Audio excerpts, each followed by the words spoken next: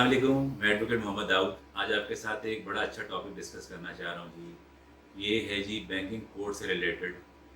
जो लोग बैंकों से क्रेडिट कार्ड वगैरह परचेज़ करते हैं या लेते हैं, उसके साथ-साथ अनसिक्योर्ड लोन्स हैं, जिस तरह के पर्सनल लोन्स हैं और अनसिक्योर्ड छोटे रनिंग फाइनेंसेस लेते हैं, उन लोगों को क्या मुश्किलात आती हैं कि अगर वो लोन पे बैक ना कर सकें, तो बैंक किस तरीके से उनके साथ डील करता है और क्या-क्या लवाज़मात हैं, आज मैं आपके साथ वो शेयर करना चाहता हूँ।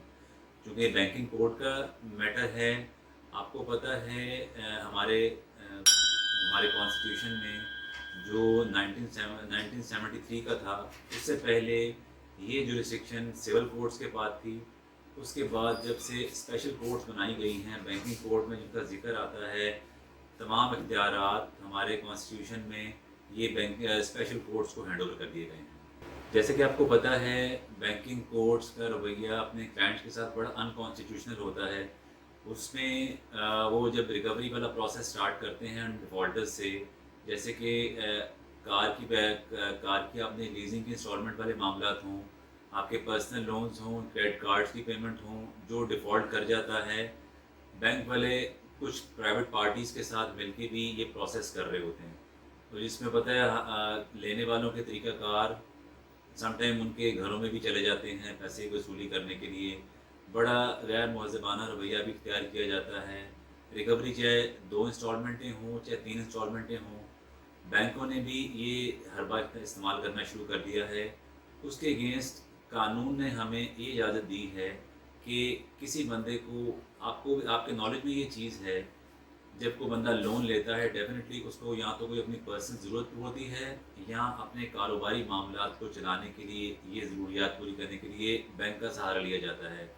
आपके नॉलेज में है ये कन्वेंशनल बैंकिंग के मामलात हैं, इसमें कमर्शियल एक्टिविटीज़ भी आती हैं, इसमें प्राइवेट एक्टिविटीज़ भी आती हैं। आपको पता है सारी सूरत हाल का लोन बेसिकली या तो बंदा अपनी मजबूरी के तहत देता है या कारोबार को चलाने के लिए, चाहे छोटे पैमाने पे हो चाहे बड़े पैमाने पे हो, ये सारी चीज़ें साथ साथ चल रही हैं।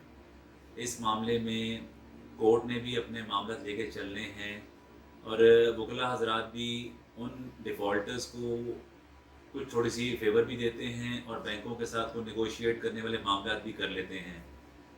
आपके नॉलेज में है बैंकिंग कोर्ट्स में भी कोर्ट्स वगैरह प्रॉपर्ली अपना रोल प्ले नहीं करती। जब कोई केस करो और ऐसा लिंगर ऑन होता है केस चलते चलते, क्योंकि स्पीडी मामला नहीं हो रहे होते। इस मामले में हमारी स्टेट को बहुत ज़रूरी है, स्टेट अपना रोल प्ले करे कि स्पीड ट्रैक को टेकअप कर लिया जाए।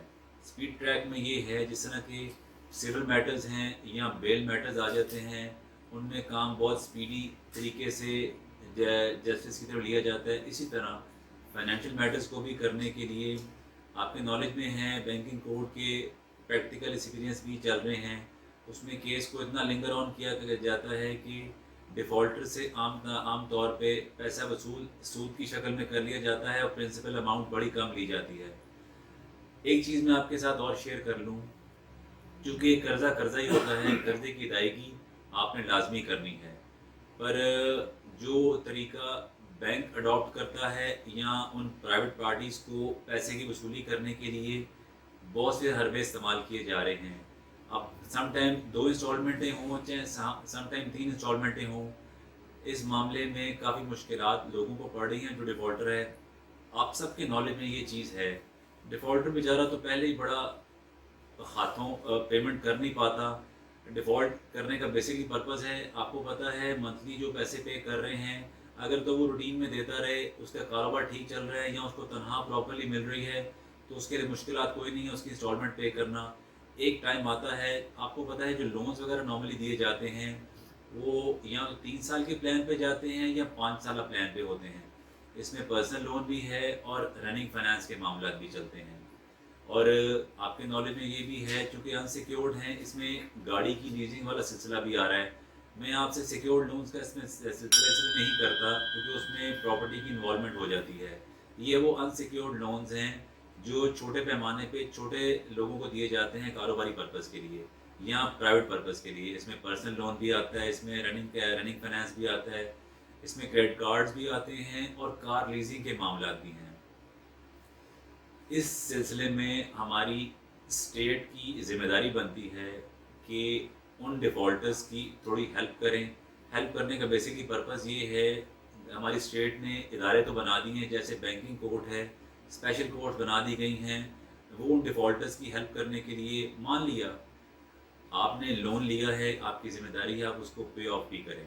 اگر پے آف نہیں کر پاتے، اس میں چونکہ مجبوریاں بھی آ جاتی ہیں، سم ٹائم آپ لوگ نہیں پے کر پاتے۔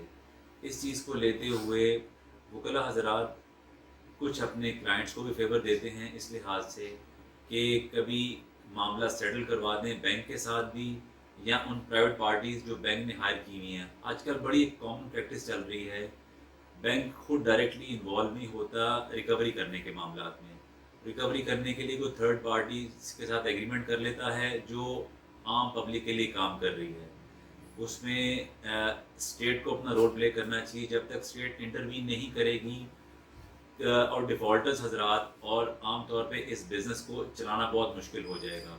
بینک میٹرز کو لے کے اگر چلتے ہیں، ڈیفالٹرز آپ کو پتہ ہے یہ انہی لوگوں کو، وہی لوگ جان سکتے ہیں جنہوں نے بینک سے مختلف پروڈکٹس لی ہوں، جیسے کہ یہ کریڈٹ کارڈز ہیں یا پرسنل لونز وغیرہ ہیں۔ آپ کو پتہ ہے لون تو لون ہے، جیسا بھی آپ نے پے آف کرنا ہوتا ہے۔ بینک کے ساتھ اور بینکنگ کورٹ میں جو نارملی کیسز جاتے ہیں وہ پرنسپل پہ لڑائی نہیں ہوتی، وہ آپ کے انٹرسٹ پہ لڑائی ہوتی ہے۔ لڑائی سینس میں جب تک آپ لوگ پے آف نہیں کریں گے، بینک کا سود در سود پے ہوا انکریز ہوتا جاتا ہے۔ اس کو پے کرنے کے لیے بینک کے ساتھ جہاں نیگوشیٹ کریں، یا بینک خود آپ کے اگینسٹ کوئی وارنٹ وغیرہ ایشو کر دیتا ہے کہ اس کو پکڑ کے اس سے پیسہ وصول کیا جائے۔ اس کے لیے بینکنگ کورٹ ایک ایسا ادارہ ہے جو حکومت نے بنایا ہے لوگوں کو فیور دینے کے لیے بھی۔